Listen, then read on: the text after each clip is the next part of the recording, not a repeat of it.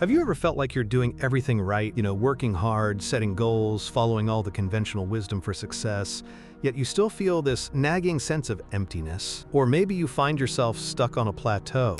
You achieve one goal only to feel unfulfilled, or worse, you just struggle endlessly without ever seeing the breakthrough you crave. It's a common experience, almost a universal frustration, really. But why does the widely accepted formula for success often fall short, leaving so many of us feeling inadequate or even burnt out? Is it merely about more effort, better strategies, or just networking? Or is there a fundamental underlying force that truly drives genuine achievement and profound fulfillment? A power that most people completely overlook or even deny in themselves? What if success isn't just about what you do, but about how you are? About how you fundamentally relate to the world and your own deepest desires? This feeling, this quiet dissatisfaction, despite all that outward effort, it isn't just a personal failing. No, it's a deeper signal. It's actually hinting that maybe our usual ideas about success, well, they're just incomplete. We often think success is about collecting more things, hitting those external targets, or just gaining approval. But what if that path, no matter how popular or well-trodden it seems, what if it actually leads to a kind of hollow victory? What if true success, the kind that truly feels deeply satisfying and lasts, what if that comes from an entirely different place? A place, quite honestly, most people don't even know exists within themselves. Centuries ago, a powerful and often misunderstood philosopher, Friedrich Nietzsche, saw this problem clearly. He believed that our modern world, with its focus on comfort and conformity, had forgotten something vital about what it means to be truly powerful and successful. He challenged the very foundations of how we think about strength, weakness, and achievement. In this video, we're going to dive into Nietzsche's radical and powerful philosophy. It's a journey that will ask you to look inward, to question what you've been taught about success, and to rediscover a deep, driving force he called the will to power. This isn't about becoming a tyrant or walking over others. Instead, it's about mastering yourself, facing your challenges head-on, and forging an unshakable inner strength. By the end, you'll see why so much conventional advice leaves us wanting more, and how you can tap into a profound source of power to achieve not just goals, but a truly fulfilled and impactful life, shaped entirely by your own will. So, let's start by digging into the core of Nietzsche's insight. You know that feeling we talked about at the beginning? The emptiness despite achievements? The struggle without breakthrough? Nietzsche would argue that this isn't because you're not working hard enough, or because your goals aren't big enough. It's because you might be operating from a misunderstanding of your deepest, most fundamental drive. He called this the will to power. Now, when you hear will to power, your mind might jump to images of dictators, or people dominating others, or maybe even just a desire for wealth and influence. But Nietzsche's idea of the will to power is far more subtle and profound than that. It's not about ruling over others, but about mastering yourself. It's not about brute force, but about growth, overcoming, and the expansion of your own capabilities. Think about it this way. What does a plant do? It doesn't just survive. It pushes through the soil, stretches towards the sun, sends roots deep, and blossoms. It strives to become more. What does an artist do? They don't just put paint on a canvas. They push the boundaries of their craft, trying to express something new, to master their vision. What does an athlete do? They don't just run. They train. They push their physical limits. They strive for personal bests, always seeking to overcome their previous performance. For Nietzsche, this drive to overcome, to grow, to expand, to become more than you currently are is the most fundamental force in human nature. It's deeper than the will to survive, or even the will to be happy. These are secondary. Our deepest impulse, he argued, is to assert ourselves, not necessarily against others, but against resistance, against limitation, against selves. It's the urge to create, to excel, to build, to solve, to challenge, to push beyond what's comfortable or known. So when you feel that nagging emptiness or get stuck on a plateau, Nietzsche would say it's your will to power signaling that it's not being truly expressed. You might be achieving external goals, But if those goals don't genuinely challenge you to grow, to overcome yourself, to push past your current limits, then your deepest drive remains unsatisfied. It's like trying to fill an ocean with a teacup. No matter how many teacups you pour in, the ocean remains unfulfilled. Your will to power isn't looking for comfort. It's looking for resistance to overcome, for new heights to conquer, well within yourself. This is the hidden engine, the fuel you've been overlooking. Now, if this fundamental drive is so powerful, why do so many of us feel disconnected from it? This leads us to another core idea from Nietzsche, his distinction between master morality and slave morality. This isn't about calling certain people masters and others slaves in a literal sense, but rather about two very different ways of approaching life. You see, two different systems of values that shape our society and our personal sense of success. Imagine, on one side, what Nietzsche called master morality. Now, this morality, he observed, was historically found among the strong, the noble, the powerful, not necessarily in terms of physical strength, but rather in terms of inner strength and self-reliance. For those who embody master morality, good is what is strong, noble, courageous, self-asserting, individual, and what ultimately affirms life. They create their own values. They set their own standards. They act from an abundance of strength and a clear desire to express their will to power.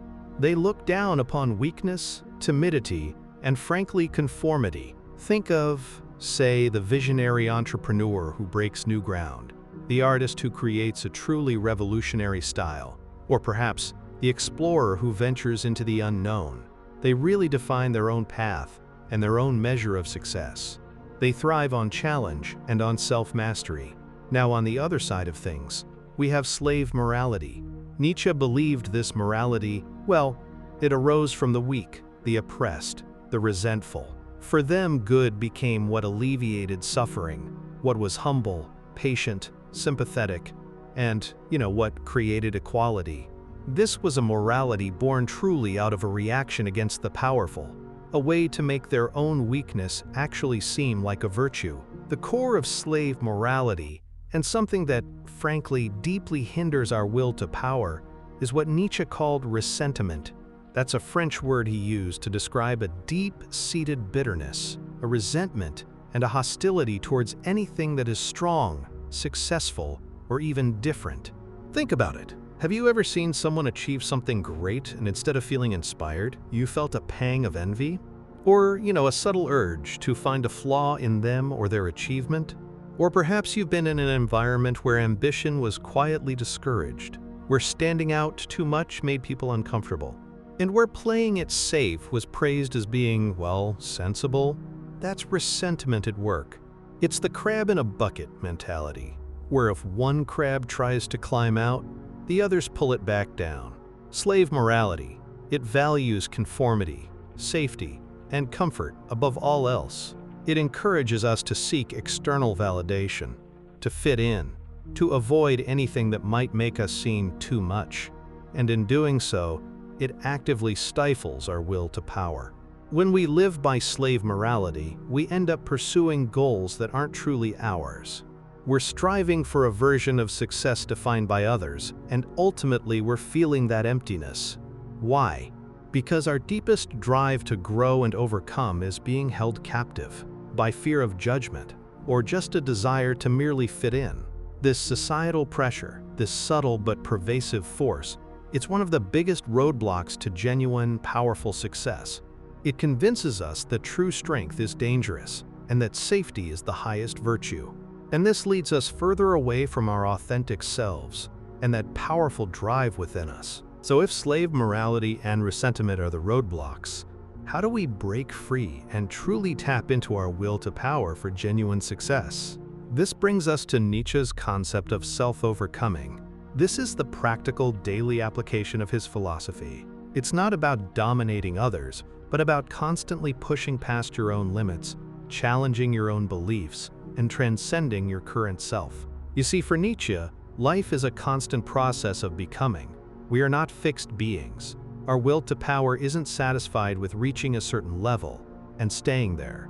It demands continuous growth, Self-overcoming means looking inward and identifying the resistances within you, your fears, your comfortable habits, your limiting beliefs, your past failures that hold you back. It means deliberately choosing the path of discomfort and challenge, knowing that true growth lies there. Think about it. When you learn a new skill, whether it's a language, playing an instrument, or mastering a complex software, you face frustration, you make mistakes, you feel awkward. But it's precisely in pushing through that discomfort that you grow. When you set a difficult personal goal, like running a marathon, starting a business, or overcoming a deep-seated fear, you encounter moments where you want to quit. But it's in choosing to persist, to push past that inner resistance, that you become stronger, more capable, and more aligned with your will to power. Nietzsche famously said, "That which does not kill me makes me stronger." This isn't just a catchy phrase, it's the core of self-overcoming. It's about actively seeking out challenges, embracing the struggle, and transforming adversity into fuel for your growth. It means seeing setbacks not as failures, but as necessary steps in your journey to become more. If you're stuck on a plateau, it's not because you lack potential, but perhaps because you've stopped challenging your current self. You've settled into a comfort zone, and your will to power is restless. This path of self-overcoming isn't easy. It often means doing the opposite of what feels comfortable or safe. It means questioning the conventional wisdom that tells you to avoid struggle. It means stepping into the unknown and facing your own weaknesses head-on. But it is precisely in this struggle, this continuous battle with yourself, that you forge true inner strength and experience profound satisfaction. It's a journey of becoming your own toughest opponent and your own greatest champion, always striving to outdo your past self. As you engage in this process of self-overcoming, pushing past your internal resistances and growing stronger, a natural consequence emerges. You start to create your own values. This is a profound shift. Most of us inherit our values from society, family, or tradition. We adopt ideas of what is good or successful without truly examining if those values serve our unique will to power. Slave morality, remember, defines values for you: humility, conformity, safety. But as you overcome yourself, you begin to see that these external values might not align with your deepest drive. Imagine you've always been told that success means a stable, high-paying job, a big house, and a comfortable retirement. You pursue these goals, work hard, achieve them, but still feel that familiar emptiness. Nietzsche would say that's because those values weren't truly ours.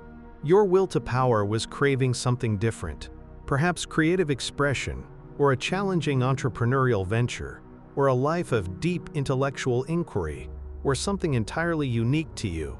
When you create your own values, you're not becoming immoral or selfish in a destructive way. Instead, you're becoming your own lawgiver. You're defining what success, fulfillment, and a good life mean for you, based on the demands of your unique drive to grow and expand. This takes immense courage, because it often means going against the grain, defying expectations, and risking misunderstanding from others. You might be seen as arrogant, or strange, or even selfish by those who still cling to slave morality. But this is part of the liberation. You are no longer measuring yourself by external standards, but by an internal compass tuned to your own will to power.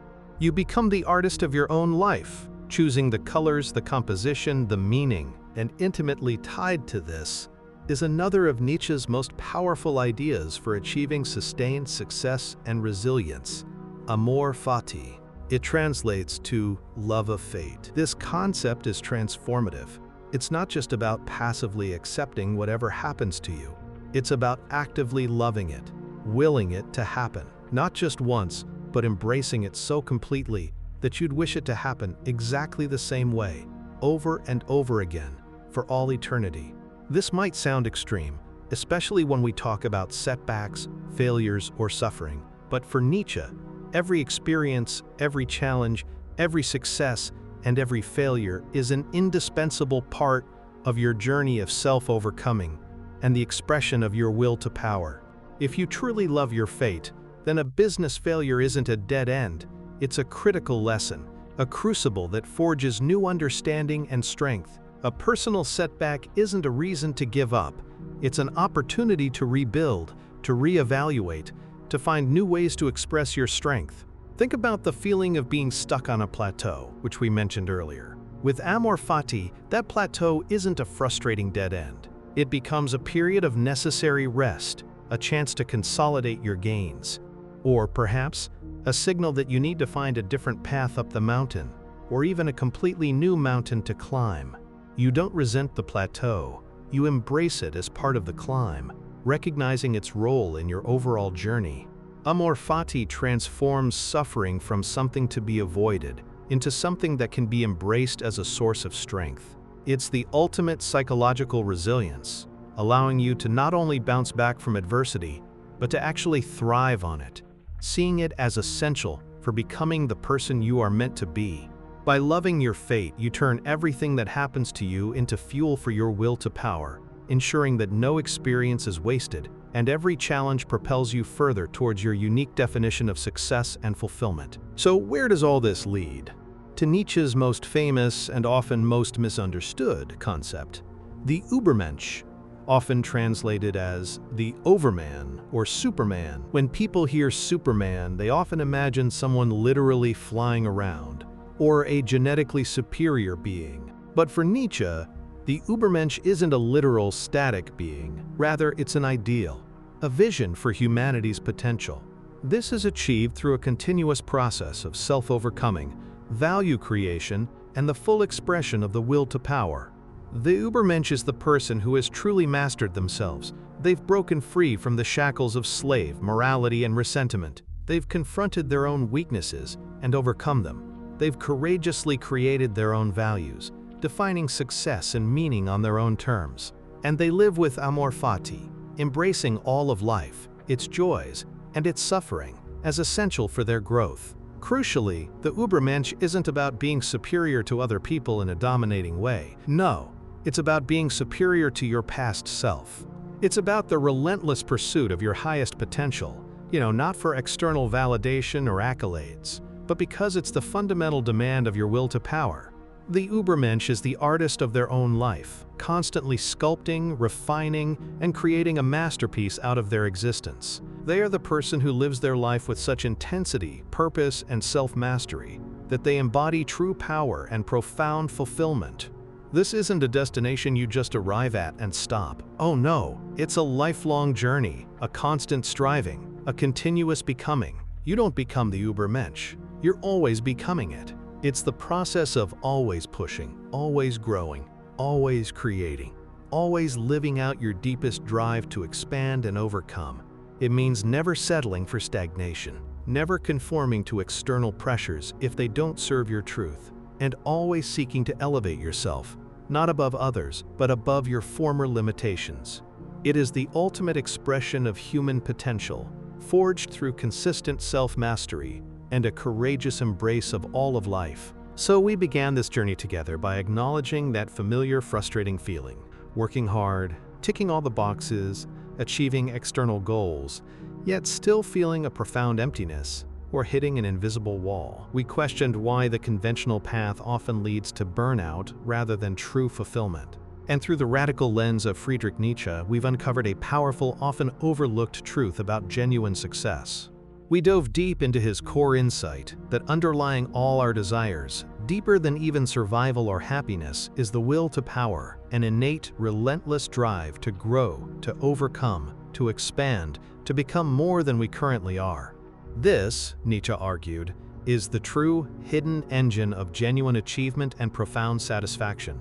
We then shone a light on the unseen forces that stifle this drive, the subtle but pervasive grip of slave morality and its bitter companion, resentment.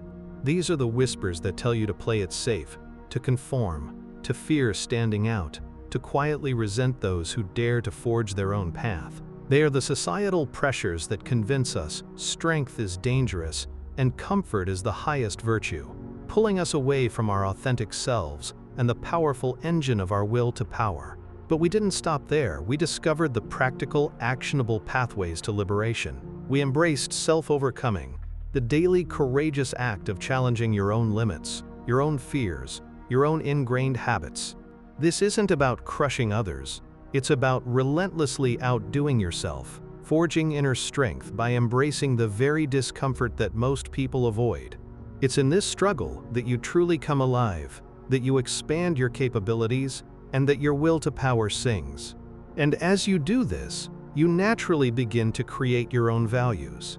No longer content with external definitions of success handed down by others, you become your own lawgiver, designing a life that authentically resonates with your deepest drive to grow and express yourself, regardless of what society expects. Finally, we confronted the ultimate act of resilience, amor fati, the radical love of fate. This isn't passive acceptance, but an active, powerful embrace of every experience, the successes, the setbacks, the suffering, seeing them not as obstacles but as essential fuel for your journey of becoming. It transforms everything into a stepping stone, making you truly unstoppable. All of this culminates in the journey toward the Übermensch, not some distant mythical figure, but the highest ideal of human potential within you.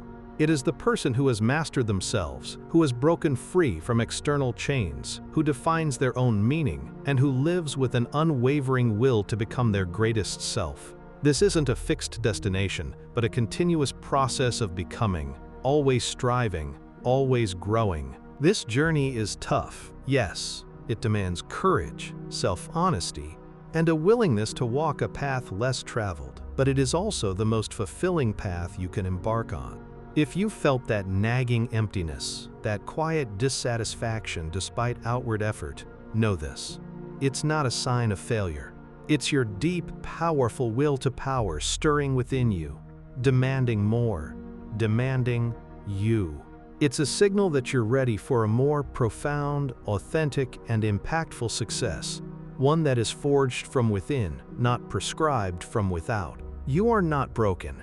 You are simply being called to a higher expression of yourself. The very struggles you face are the raw material for your greatest triumphs. Your deepest desires for meaning and accomplishment are not weaknesses. They are the very engines of your potential. So now, the choice is powerfully, undeniably yours.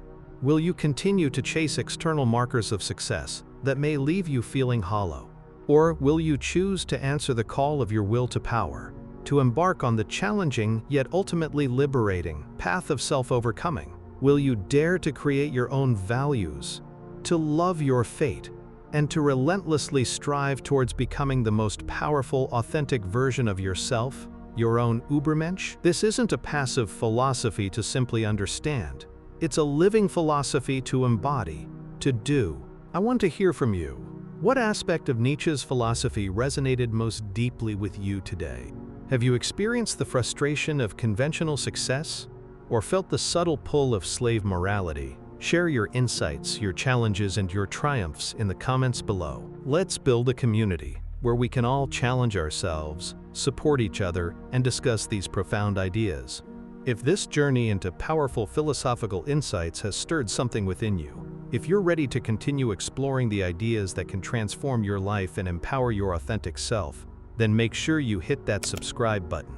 Join our growing community here, where we delve into the minds of history's greatest thinkers to unlock timeless wisdom for modern life. Don't miss out on future videos that'll challenge your perspectives and fuel your growth. Remember, the path to genuine, powerful success isn't about collecting more, but about becoming more. And that journey, your journey, starts now.